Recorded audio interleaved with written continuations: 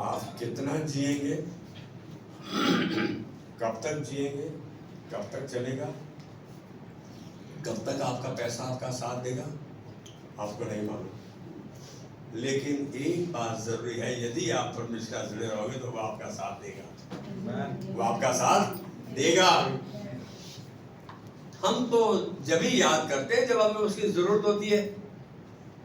Otherwise तो दिन में यदि ध्यान से देखो तो 24 घंटे पे कितने सब उसके साथ जुड़े हुए हैं। कोई बात नहीं, यदि अभी तक नहीं जुड़े हैं तो अब भी हमारे पास मौका है, ताकि हम उसमें चलते हुए अपने जीवन में और उसके द्वारा उसकी महिमा में चले और उसकी महिमा को देखें। हमारा मकसद ये होना चाहिए कि हम उसके वचन के साथ जुड़े हुए, उसके वचन को जानते हुए, उसके वचन को समझते हुए, उसके वचन पर चलते हुए उसकी महिमा में चले, उसकी महिमा को देखिए।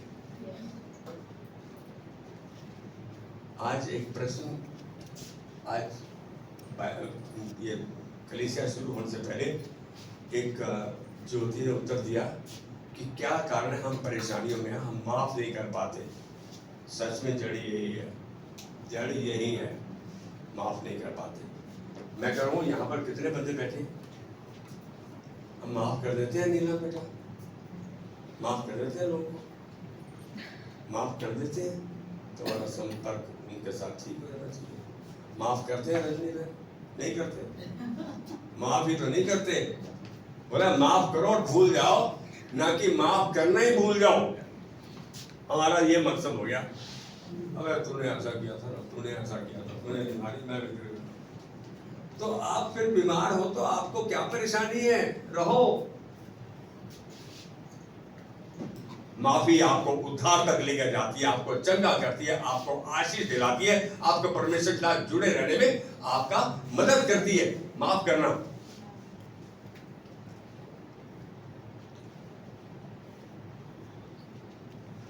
सच में जानना जरूरी है कि आपको मकसद से जीने के लिए रचा गया है। आपको परमेश्वर ने रचा है तो आप उसके मकसद के लिए रचे गए हैं, उसके पर्पसेस के लिए, उसके प्लान के हिसाब से चलने के लिए रचे गए हैं। लेकिन हम तो यही कर रहे हैं, मेरा मकसद मनोहर होना चाहिए, मेरा काम हो जाए बस। परमेश्वर का मकसद क्या है कि मेरे बच्चे मुझ में बढ़े, मेरे वचन को समझें, उसको जाने, उसमें बढ़े, उसमें बढ़ते जाएं। क्योंकि उनको यदि हमें एक चीज मालूम पड़ जाए कि मेरे पास सहारा किसका है, वचन का, यीशु मसीह का। यीशु मसीह परमेश्वर का वचन, और उसका वचन मेरे पांव के लिए दीपक है, मेरे मार्ग के लिए उजाला है। 119 का 105, 106, 119 का 105 तो सबको पता है, 106 किसको पता है? दाऊद परमेश्वर के हृदय का व्यक्ति बात कह रहा है प्रभु मैं तेरे धर्म में नियमों का, तेरी बातों का, तेरे वचन का पालन करूंगा। मैं शपथ खाता हूं, दाऊद बोलता है मैं शपथ खाता हूं। दाऊद पुराने नियम में कहता मैंने ठान लिया है, मैं तेरा कहा मानूंगा। हिमांशु, परमेश्वर के भवन में आना अच्छा लगता है तो कोशिश करें बेटा, हम उसके भवन में लगातार जुड़े रहे। तभी नहीं जुड़े जब हमें जरूरत है, शायद उस समय परमेश्वर कहेगा मैं तुझे जानता भी नहीं। Daisy man, am I right? उस समय वो कहेगा मैं तुम्हें जानता ही नहीं, तुम कौन हो। परमेश्वर हम सबको जानता है, पहचानता है, उसने हमें अपने मकसदों के लिए रचा है। और उसके मकसद क्या है, वो क्या चाहता है हमसे, इस बात को जानना जरूरी है। वो चाहता है, पहला मकसद, हम उसकी स्तुति आराधना करें, उसकी प्रशंसा करें, उसकी उपासना करें, वर्शिप करें। पहला मकसद। सवेरे उठकर क्या करते हैं हम?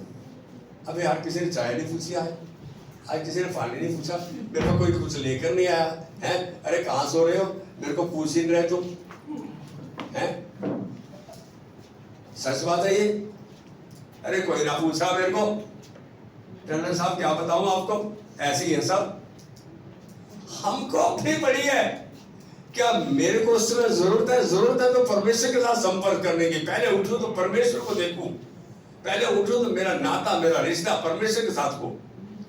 और वो स्तुति आराधना, जब आप उसके गीत गाते हैं, जब आप उसके वचन के द्वारा उसको याद करते हैं, उसकी करुणा, उसकी दया, उसके तरस को, उसको तो अच्छा लगता है।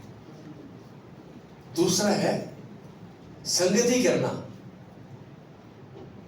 आजकल सभी संगति करते हैं, सभी टेलीफोन पे हाय, व्हाट्सएप पे है, टेलीफोन पे व्हाट्सएप पे चल रहा है, व्हाट्सएप पे चल रहा है, फेसबुक पे चल रहा है, इंस्टाग्राम पे चल रहा है।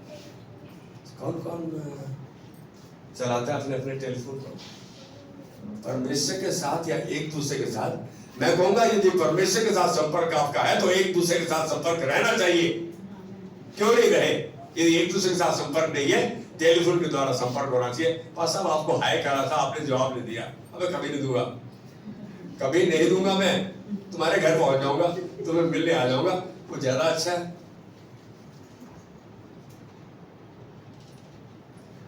हाय का मतलब जानते हो?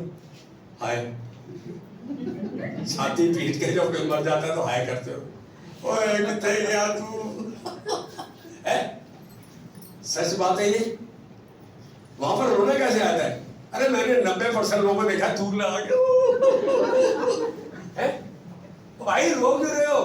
किसने कहा रो? प्रभु का वचन कहता है रो, कहता नहीं। देह में अनुपस्थिति परमेश्वर के सामने उपस्थिति है। जो प्रभु के यहाँ पर आंखें बंद कर ली तो आप सीधा प्रभु के सामने पहुंच जाते हैं। तो फिर मरा कहां? बाइबल बोल रही है, प्रभु का वचन बोल रहा है। पहली बात थी स्तुति आराधना करना, दूसरा है संगति करना, सहभागिता करना, फेलोशिप करना। कभी हमने सोचा कि बहुत देर से पास्टर नहीं आया हमारे घर पे या बाहर नहीं निकल पा रहा है, हम पास्टर के पास जाएंगे? मेरे को सही बंदों ने कहा कि पास्टर घर से निकलो, कैब करो, मिलो लोगों से, जाओ। मालूम ऐसा लगा जैसे उसने मेरे दर्द के ऊपर बाम लगा दी हो। अच्छा लगता है, सही सलाह। आप सोचिए, पास्टर की जिम्मेदारी है, पास्टर की रिस्पॉन्सिबिलिटी है। पास्टर आएगा हमारे घर पे, प्रार्थना करेगा। ओ भाई, पास्टर मंदिर का पंडित नहीं है तुम्हारे माथे पे टीका आके लगाएगा। आपका परमेश्वर के साथ कितना संबंध है? पास्टर का संबंध है। आप पास्टर को चाह रहे हो, अच्छी बात है, लेकिन सहभागिता, आपस में संगति करना, रिश्ता रखना, मिलना जुलना, एक दूसरे के साथ बैठ के खाना, एक चाय के कप। एक बात बोलूं, आप दिल की बात कब करते हैं किसी से? कब करते हैं? कोई बताए ना, दिल की बात कब करते हैं? जब हम उसके साथ बैठ के खाना खाते हैं, हम टाइम बिताते हैं, तब दिल की बात कर पाते हैं। थोड़ा वो भी कई बार नहीं भी कर पाते हम।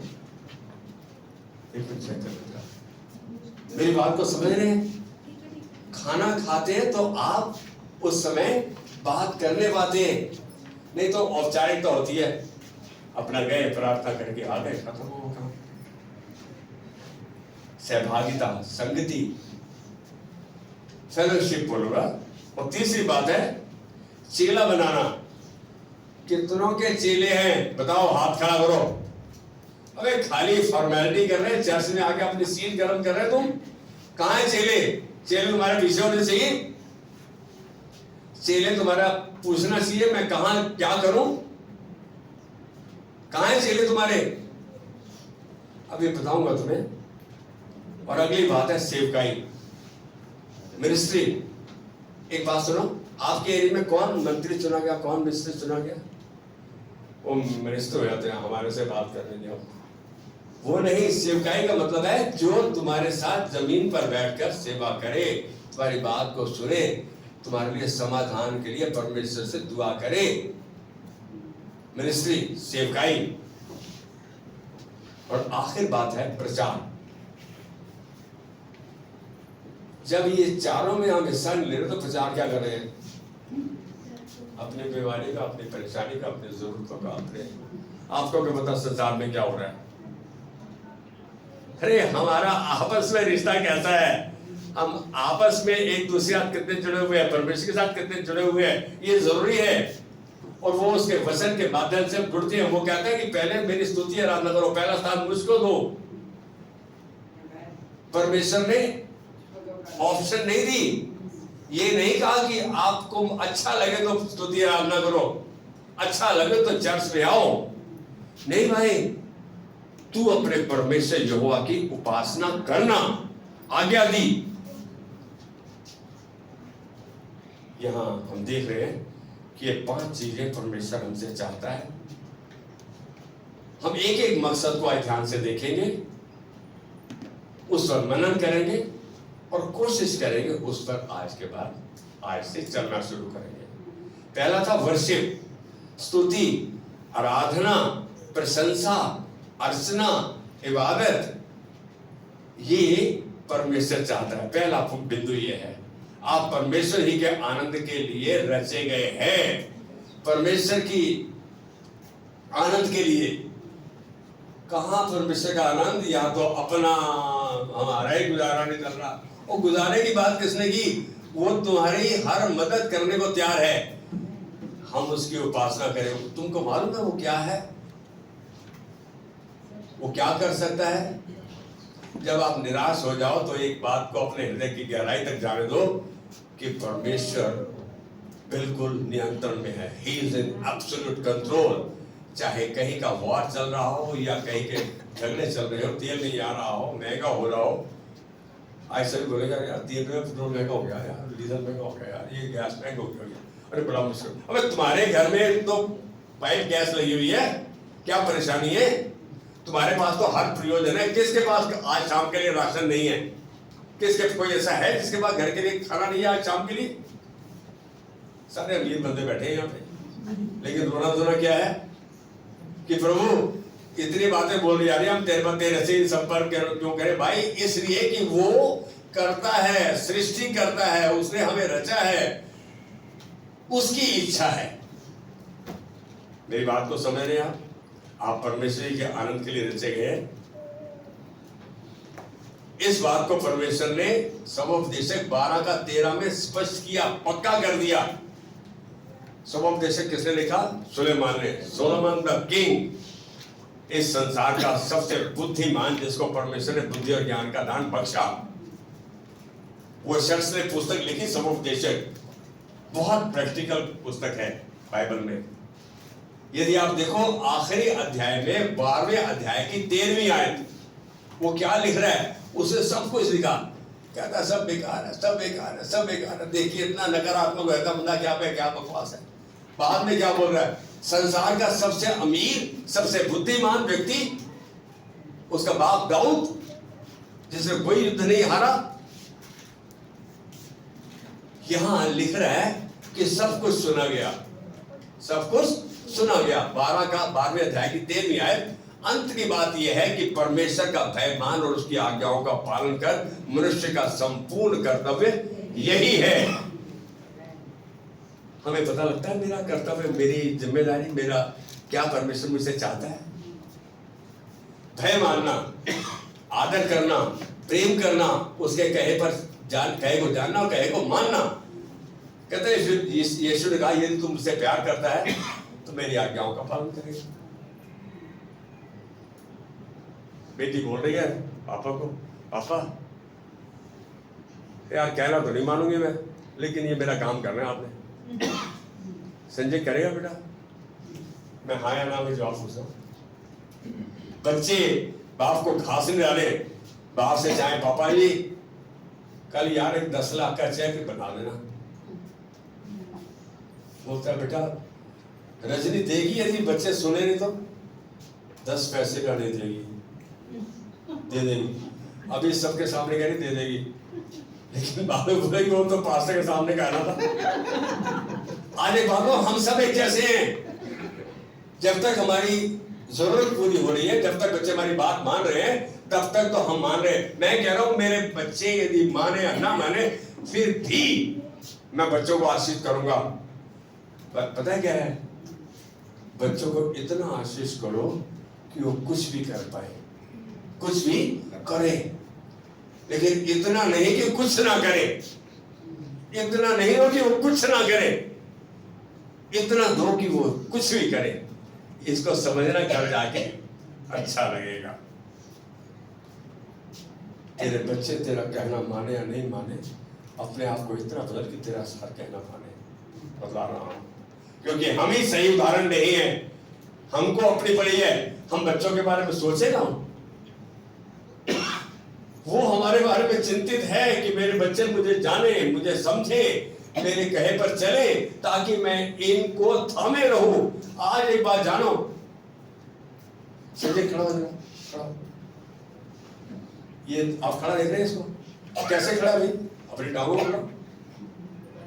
हिमांशु, हिमांशु खड़ा, कितना स्मार्ट दिख रहा है। जब तक स्मार्ट है ना, मुस्कुरा, कहता हंस ले, नच ले, टप ले नहीं, बीते वेले नु फेर पछताएगी तू। जब तेरे मुंह दांत ना रहे तक किनु हंस के दिखाएगी तू। मेरी बात को समझ बैठ जा बेटा। यहाँ परमेश्वर चाह रहा है कि हम आज यदि उसके भवन में हैं, आप एक्सीडेंट से नहीं है, आप परमेश्वर की योजना के तहत हैं, जानने के लिए कि मैं प्रभु क्या करूं। हमें क्या, हमारी समस्याओं का हल हो जाए। रेजी बहन, क्यों हो जाए? कितना परमेश्वर के साथ हम अपनी समस्या को छोड़कर परमेश्वर को कितना समय दे रहे हैं, अपना ही गाना गा रहे हैं, प्रभु मेरी विनती, मेरा प्रार्थना। सीमा, सच्चा बेटा, बस ये हो जाए, ये हो जाए। इसने कहा आशा के हस्बैंड का, आशा है ना उसका नाम, अब वो ठीक हो जाए। मैं बोला ठीक हो गया, हो जाए नहीं, आप परमेश्वर के चुने हुए हैं, आप जैसा कहोगे वैसा हो जाएगा। परमेश्वर वही करना चाहता है कि आपके मुंह से आशीष का शब्द, आपके मुंह से विनती, धन्यवाद की प्रार्थना निकलती है आपके मुंह से। हमारी दिक्कत क्या है, अंदर तो हमारी समस्या अपनी है, दूसरों को हम बता रहे हैं। परमेश्वर ने जब कहा कि परमेश्वर का भय मान, सुलेमान के द्वारा, परमेश्वर का भय मान, उसकी आज्ञाओं का पालन कर, मनुष्य का संपूर्ण कर्तव्य यही है, उसको हर एक बात का लेखा जोखा देना होगा, हर बात का। जिस दिन परमेश्वर की न्याय की कुर्सी के सामने खड़े हो गए ना, बोले अब किया क्या तूने, बताना मेरे को, हैं? विधि कितना प्रचार किया, बोले जी टाइम ही नहीं मिला। और सच बात बताऊं मैं, आज 99.9% लोग यही कहते हैं, और सब टाइम कहाँ है, मैं करूंगा, मैं करूंगी, मैं सब करूंगा। कब करूंगा? जब प्रभु तो मेरी प्रार्थना सुन लेगा। प्रभु को भी शर्त के साथ बांध रहे हैं आप, लेकिन वो चाहता है कि आप बिना शर्त के उसके पास आ जाएं, बिना सोचे समझे उसके पास आ जाएं। बच्चा पापा के पास कैसे आ जाता है, कैसे उसके गले लग जाता है, अरे वो हमारा पापा है। वो यही चाहता है कि हम भाग के उसके पास आ जाए। प्रभु अब तक मैं भटका रहा, लेकिन अब नहीं, अब तेरे साथ जुड़ा रहूंगा, अब तेरा कहा जानूंगा भी, तेरा कहा मानूंगा भी। पहली चीज तो यहाँ आखिरकार एक ही बात कही जा सकती है, परमेश्वर का भय मान, उसकी आज्ञाओं का पालन कर, क्योंकि मनुष्य का संपूर्ण कर्तव्य, इसीलिए परमेश्वर ने आपको रचा है, आप और मुझको रचा गया है। इस सच को हमारे हृदय की गहराई तक पहुंचने की आवश्यकता है कि हम परमेश्वर का भय माने, उसकी आज्ञाओं का पालन करें। आज एक बात बोलूं, आप सोचो आपके लिए हो गया और वो होता जाए, आपकी और इच्छाएं बढ़ जाएंगी, लगातार बढ़ती जाएंगी, जरूरतें बढ़ती जाएंगी। आपने कभी, आप में से एक बंदा हाथ उठा करता है, कभी किसी को प्रभु और नहीं चाहिए, बस और नहीं प्रभु, अब खाली मैं समय तेरे साथ बिताऊंगा, कभी कहा, कभी किसी के पास समय। यहाँ सभी ऐसे हैं जिनके पास बहुत कुछ है, लेकिन धन्यवाद असलियत में नहीं है। प्रभु मुझे और नहीं, अब मुझे अपने नजदीकी में बढ़ता रहने की सामर्थ्य तूने बख्श दिया और मैं इसमें बढ़ूंगा। आप कहो ना, जैसा कहोगे वैसा हो जाएगा। हम तो कह ही नहीं रहे। कितना पैसा मिल जाए एकदम खुश हो जाएगा।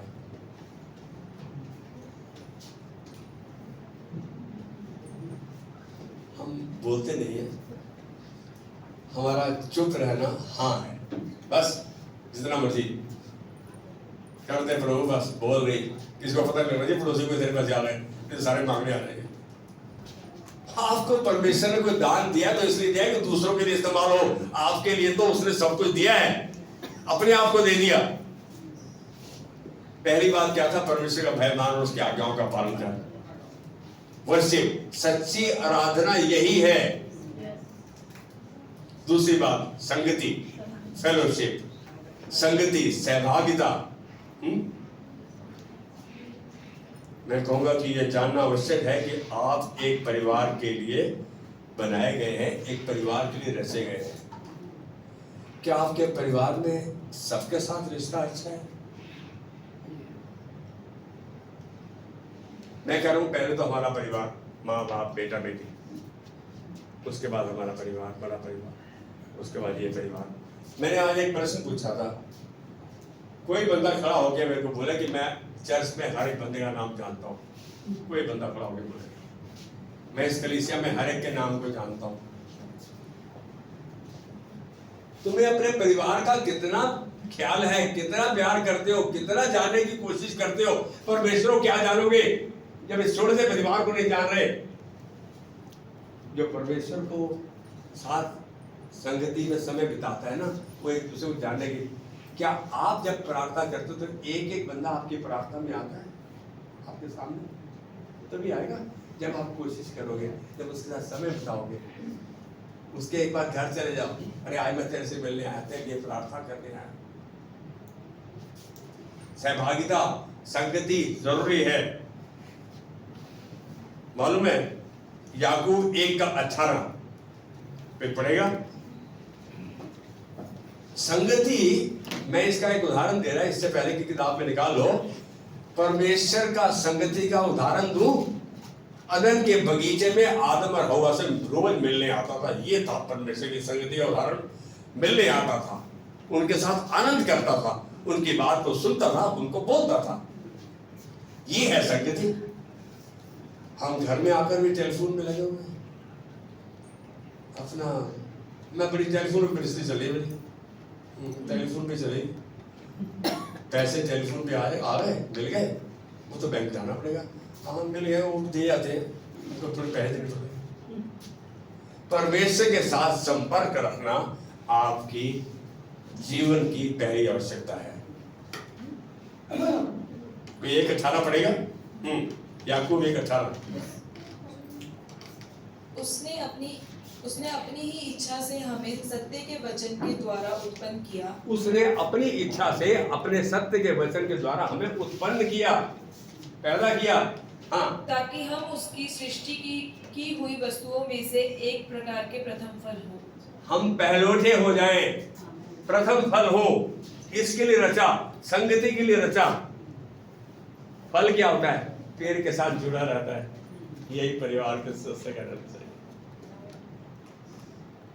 अरे माँ की तबीयत खराब और माँ करा रही है, अब बेटा अपने बीवी के साथ सोया हुआ है, बच्चों के साथ सोया हुआ है, अपना आनंद मना रहा है। अबे कहा है तू है? आज एक बात बोलो, माँ के मुंह से या बहन के मुंह से आवाज निकलने से पहले आप तक पहुंच जानी चाहिए। इतनी टेलीपैथी तेज होनी चाहिए, इतनी आपकी तरंगे, आपका संपर्क इतना मजबूत होना चाहिए। हम तो इतने दूर हैं कि पास रहकर भी दूर है, दूर रहकर भी पास। संगति कह रहे इतने नजदीक रहे कि उसके पहलौठे हो जाएं। पहला पुत्र यीशु मसीह पहलौठा था और आप पहलौठे के लिए बनाए गए हो। जब से आपने यीशु मसीह के वचन को ग्रहण किया, आप पहलौठे हो गए, उसके परिवार के पहलौठे हो गए। तीसरी चीज है डिसाइपलशिप, चेले बनाना। चेले कौन बना सकता है? जो खुद अच्छा चेला हो। मैं कह रहा हूं खुद अच्छा चेला हो, लेकिन मैं बनना ही नहीं चाहता। कौन चेला बनना चाहता है? चेला कौन बनना चाहता है? बनना नहीं चाहते तो फिर चेले क्या बनाओगे? जब खुद ही नहीं बनना चाह रहे तो क्या बनाओगे? सच्ची अच्छा चेला बनना चाहता है, you want to be good disciple, तो बेटा मेरे को अगले साल तक 2 डिसाइपल दिखाओ, 2 चेले दिखाओ अगले साल तक इसी कलीसिया में। पता है क्या है, मैं एक बात बोल रहा हूँ, ये आप सोचो प्रभु मैं क्यों नहीं कर रहा, क्योंकि मुझे मालूम नहीं था, आज मालूम पड़ रहा है मैं करूंगा। देखो प्रभु आपके साथ कार्य करता है कि नहीं करता। बहुत जरूरी है चेला बनाना। प्रभु पास्टर बड़ी कुर्सियां खाली है, अबे क्या कर रहे हो तुम, ये तुम्हारा काम है, पास्टर काम नहीं है। पास्टर काम तुमको तैयार करने का है, पास्टर काम है तुमको प्रशिक्षित करे, तैयार करे, और तुम आगे उसका परमेश्वर का सुसमाचार। परमेश्वर का चेला था थोमा, जिसने आकर भारतवर्ष में सुसमाचार दिया। उसने एक बार तो मना कर दिया गुरु को, अरे कोई मर के जी उठता है, बेकार की बातें, बकवास है ये। जब यीशु मसीह उसके पास आ गया, उसे बोला यहाँ हाथ लगा के देख, यहाँ हाथ लगा के देख। उसके चरणों में गिर के उसने पता है क्या कहा, उसे वादा किया अब से लेकर सारे जीवन भर तेरे पुनरुत्थान का सुसमाचार का प्रचार करूंगा मैं। भारतवर्ष में थोमा आया, भाई यहाँ तो प्रैक्टिकली ही केम प्रीच्ड, वो एक अच्छा चेला बन गया। उसको मालूम पड़ गया मेरी गलती थी, उसने गलती को मान लिया। हम अपनी गलती को माने, कभी को मान ले, कोई बात नहीं, एडमिट कर ले, एग्री कर ले, चेला बने। मर्म सच यही है कि आप रचे गए हैं मसीह की तरह बनने के लिए। आप जब प्रभु की तरह अच्छे चेले बन जाते हैं, यीशु मसीह आपको अपने रूप रेखा में बना रहा है, बनाता जा रहा है, जैसे आप इच्छा करते हैं और उसके कहे पे चलते हैं। आप यीशु मसीह की तरह बनते जा रहे हैं हर दिन, जब आप उसकी प्रक्रिया में शामिल हो जाते हैं। परमेश्वर शुरू ही से जानता था कि वह क्या कर रहा था। उसने सब में मुख्य निर्णय लिया कि वह अब उनके जीवनों को, उसके चेलों के जीवनों को यीशु का सा आकार देगा, यीशु जैसा बना देगा, उन्हीं के चरित्र में बना देगा। ये थी परमेश्वर की योजना, ये है परमेश्वर की योजना। हम सोचते हैं पास्टर कब तक बाइबल पढ़ते रहेंगे, अरे मैंने बड़ी बार पढ़ ली बाइबल, आती कितनी है। सॉरी, अभी मैं बीच में रोक रहा हूँ, किसी ने याद नहीं दिलाया। सारे के सारे ऐसे गूंगे और बहरे हैं। इधर आपको इधर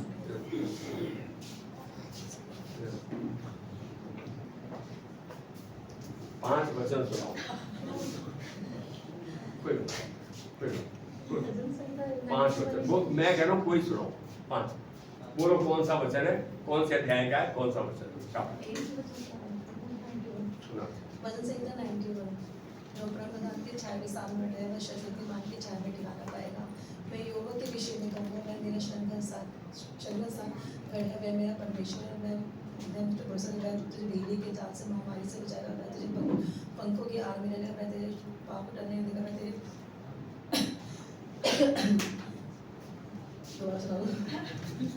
पता क्या है, इसने रट्टा मार के उल्टी कर दी। Very lovely. पता क्या है,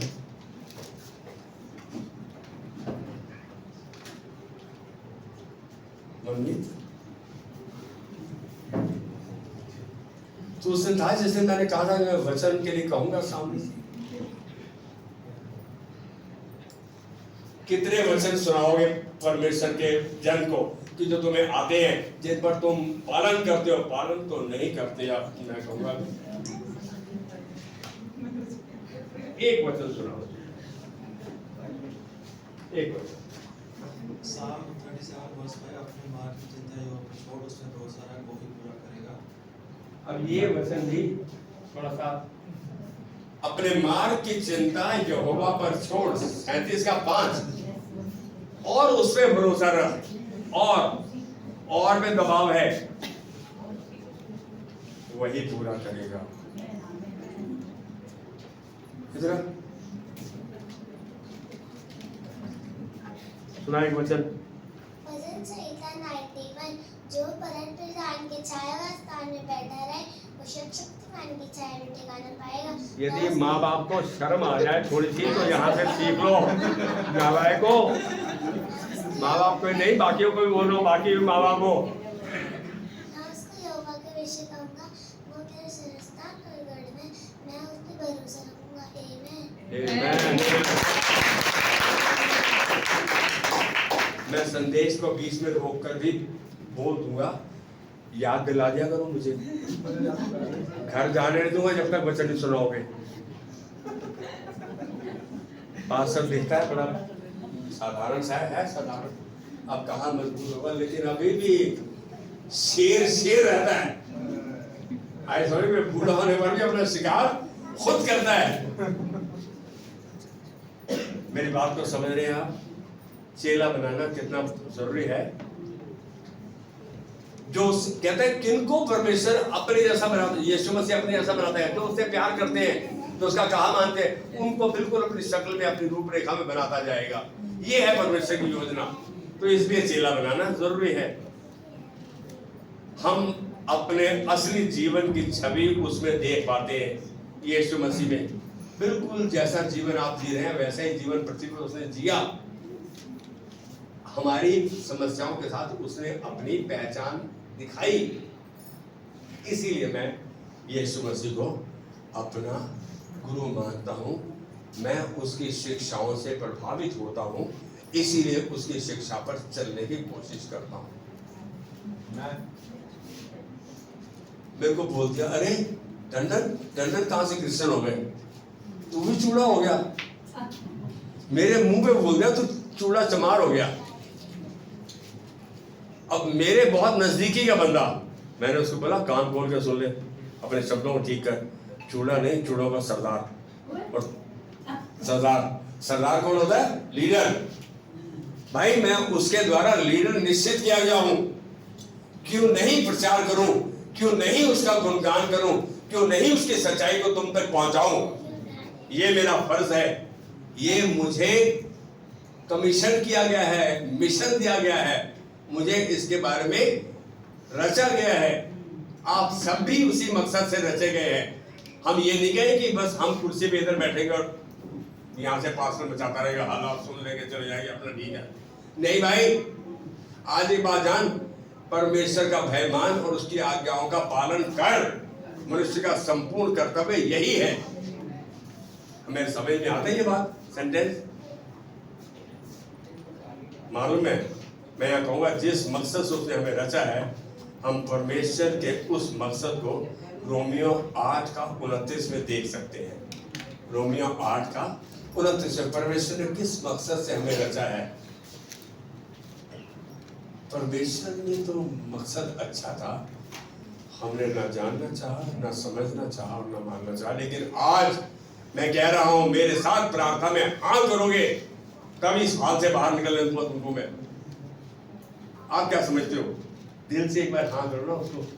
अरे वो तुम्हारा हाथ थाम लेगा, हाथ पकड़ के उस मार्ग से लेकर चलेगा जो उसको खाता है। कौन है जो यहोवा का भय मानता है, जो उससे प्यार करता है? परमेश्वर उसको उसी मार्ग से जिससे वह प्रसन्न होता है चलाएगा। वह कुशल से टीका रहेगा और उसका वंश पृथ्वी का अधिकारी ठहरेगा। आप चाहते हो आपके बच्चे, हम सब चाहते हैं। देव के बच्चों को तो पास ले आया, पास्टर फेवर करता है इनको। भाई किसी को फेवर नहीं करता, आज बोल रहे हैं, कोशिश करते हैं, वचन में ध्यान देते हैं। आज यदि तो नहीं आती तो मैं तेरे घर आ जाता, बता रहा हूं। तेरी माँ उस दिन आई जिस दिन थकी टूटी और इसकी आंखें भरी थी। आप लोगों को नींद ज्यादा थी।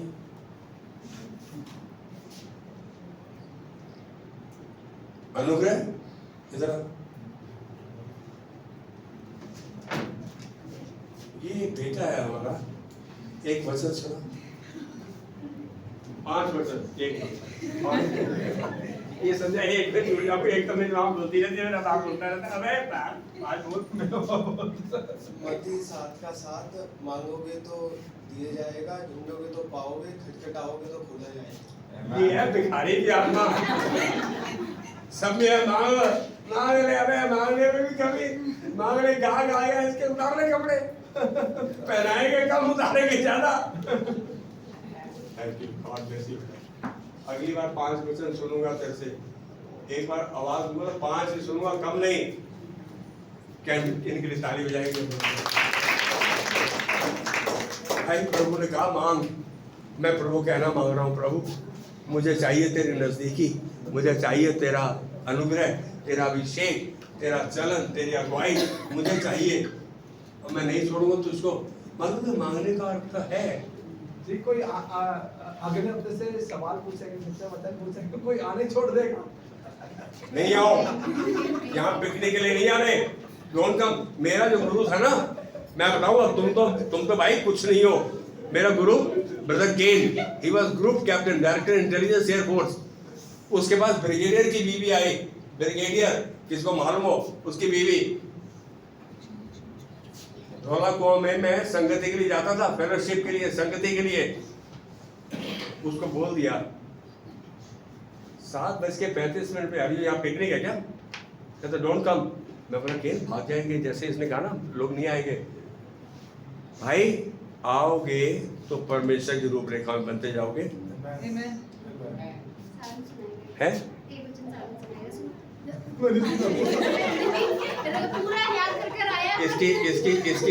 इसकी माँ प्रूव करना चाहती है कि मैंने थोड़ा सिखाई था, सारा चीज रहा।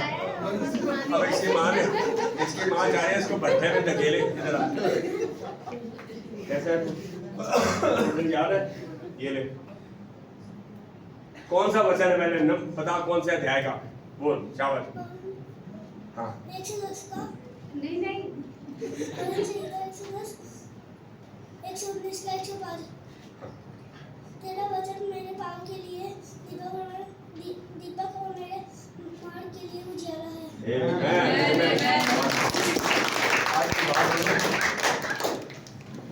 ये दर्शाता है माँ बाप कितने इच्छुक है अपने बच्चों में। यदि माँ बाप खुद कोशिश करेंगे, बच्चों को उत्साहित करेंगे, बच्चों को मोटिवेट करेंगे, कहेंगे। एक बात बोलो, हम अपने बच्चों को कैसे मोटिवेट करते थे, कुछ सुनना होता ना तो उनको शाम को सैर करने के लिए ले जाते थे। बच्चों को आइसक्रीम बड़ी पसंद थी, सॉफ्टी।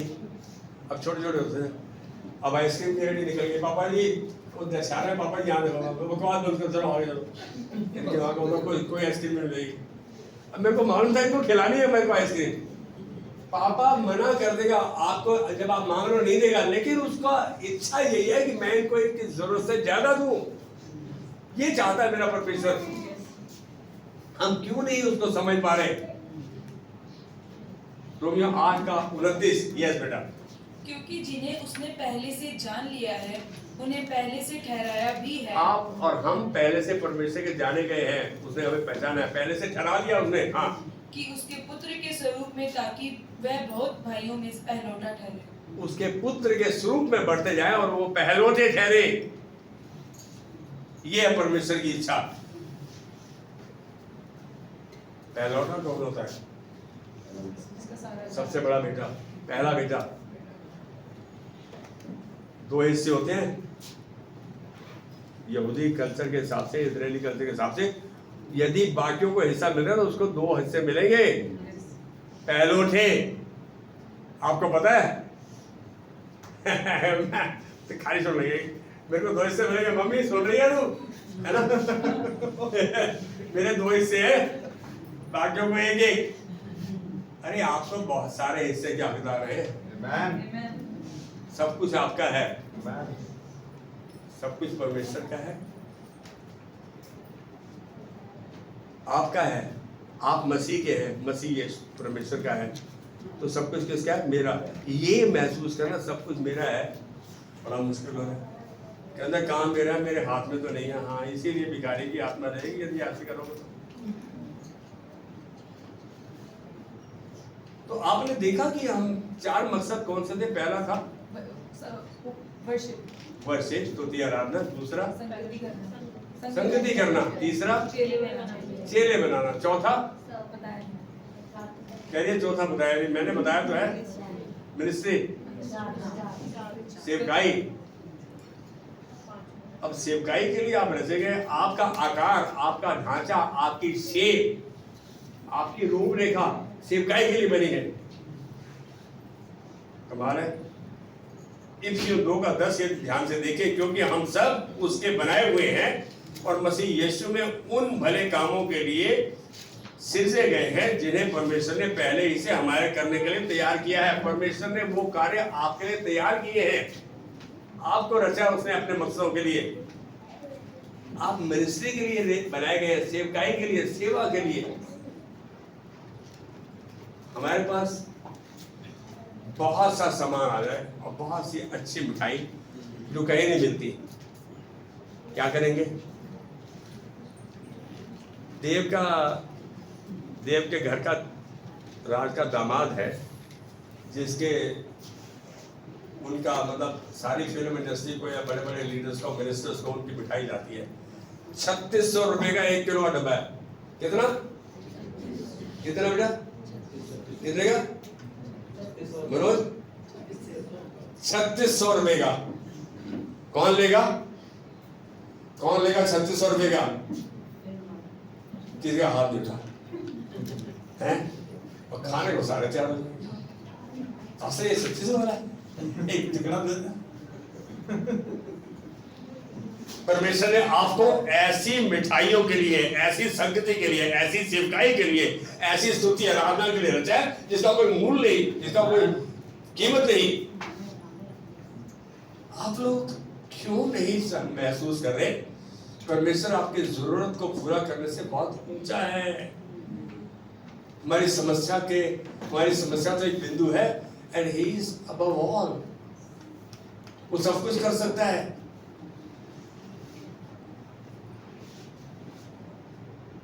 उसने हमें भले कार्यों के लिए रचा है, सिरजा है। He has created us unto good works।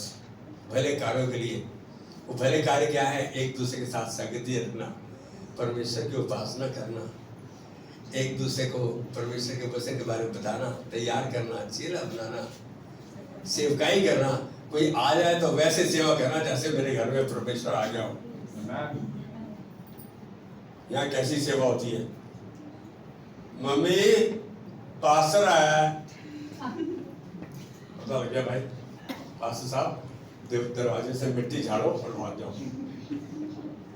और इसी का दूसरा रूप है, पास्टर प्लीज कम, मामा पापा आपकी इंतजार करें, आइए। दोनों तरीके अलग हैं? क्या हम इस बात से सहमत हैं? परमेश्वर ने आपको भले कामों के लिए रचा है जो मसीह यीशु में उसने आपके लिए पहले से तैयार किया है। आखिरी बिंदु है प्रचार, इवेंजलिज्म। आपको ये जानना जरूरी है कि आप एक विशेष शासकीय कार्य के लिए, मकसद के लिए बनाए गए हैं। आप एक मिशन के लिए बनाए गए हैं। मिशन है कहाँ? पास्टर आप कह रहे हो हमें शासकीय कार्य, एक मिशन के लिए, एक मकसद के लिए बनाए गए हैं। मत्ती 28 का 19 और 20 यदि पढ़ो, यीशु मसीह के स्वर्गारोहण होने से पहले के शब्द कहता, जाओ सारे जगत में सुसमाचार प्रचार करो, चेले बनाओ, उन्हें पिता पुत्र पवित्र आत्मा के नाम से बपतिस्मा दो, उन्हें वो सब मानना सिखाओ जो मैंने तुम्हें मानना सिखाया है। क्या तुमने सीख लिया है? मैंने क्या कहा? अच्छा चेला ही चेले बना सकता है।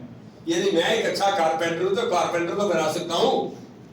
अभी किसी ने मेरे को पूछा, पासा पहले पढ़ाते थे, आजकल नहीं पढ़ाते। मैं बोला अब एक ही चीज पढ़ाता हूं, और वो है प्रभु का वचन।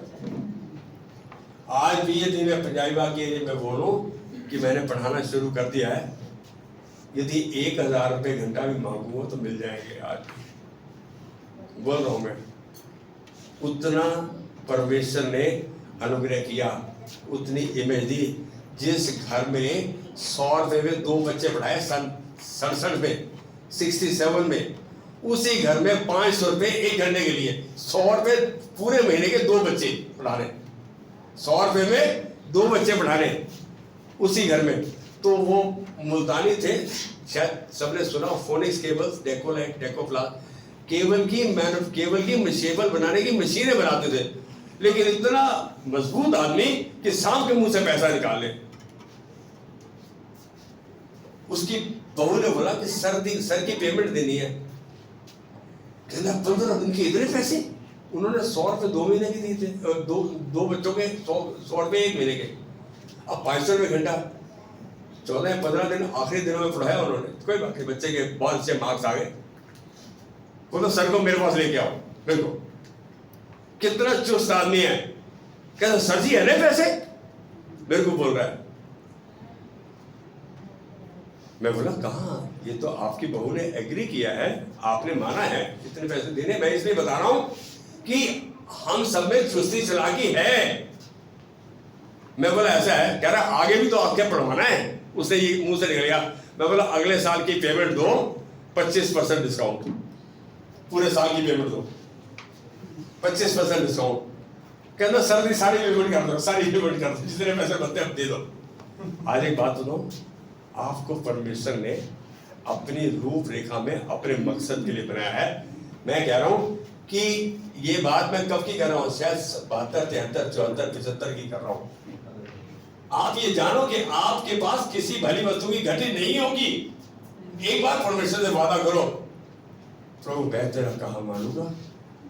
परमेश्वर ने ये बात क्या कही? कहता है जाओ सुसमाचार प्रचार करो, चेले बनाओ, उन्हें पिता पुत्र पवित्र आत्मा के नाम से बपतिस्मा दो, उन्हें सब मानना सिखाओ जो मैंने तुम्हें सिखाया है। यीशु मसीह बोल रहा है। फिर बोलता देखो जगत के अंत तक मैं तुम्हारे साथ हूं। देखो ऐसा करो और देखो। हमने कहा परमेश्वर का देखो जगत के अंदर, मतलब हम वो पहले वाली आयत को याद नहीं करते। तो परमेश्वर चाह रहा है हमेशा हमारे साथ रहे। उसके लिए वो आज्ञाकारिता चाहता है, विश्वास योग्यता चाहता है, ईमानदारी चाहता है, हमारा समर्पण चाहता है। और आज हम प्रभु से वादा करेंगे, प्रभु कि हम तेरा काम मानेंगे। आज हमें तेरी सच्चाई को जाना है, हमारी मदद कर। हमें तेरी मदद की जरूरत है प्रभु, कि हम वो करें जिस मकसद से तूने हमें रचा है। अपनी आंखें बंद करेंगे। क्या आप मेरे साथ सहमत हैं? सहमत हैं तो मेरे साथ प्रार्थना में शामिल हो। प्रभु धन्यवाद देते हैं, आज धन्यवाद की भेंट चढ़ाते हैं भाई बहनों के लिए, बेटे बेटियों के लिए, बुजुर्गों के लिए, बच्चों के लिए, इनके एक्सटेंडेड फैमिलीज के लिए। प्रभु आज तेरा दास तेरे हाथ में देते हुए हम सब इस बात से सहमत है प्रभु कि हमने कमी घटी रही, हमने तेरे कहे को टाला, तेरे कहे को माना नहीं। लेकिन आज तुझसे वादा करते हैं, जो जो हमने समझा है, जो जो हमने जाना है, हम इसको कहना मानते हुए हम तेरी महिमा को देखेंगे और तेरी रूपरेखा में बढ़ते जाएंगे। धन्यवाद इस विनती को सुनने के लिए, इस परिवार को आशीष करने के लिए, अभिषेक करने के लिए। हम इनके अंदर इनके द्वारा तेरी महिमा को देखते हैं यीशु मसीह के नाम में। आमेन, आमेन, आमेन। आज एक बात जानो,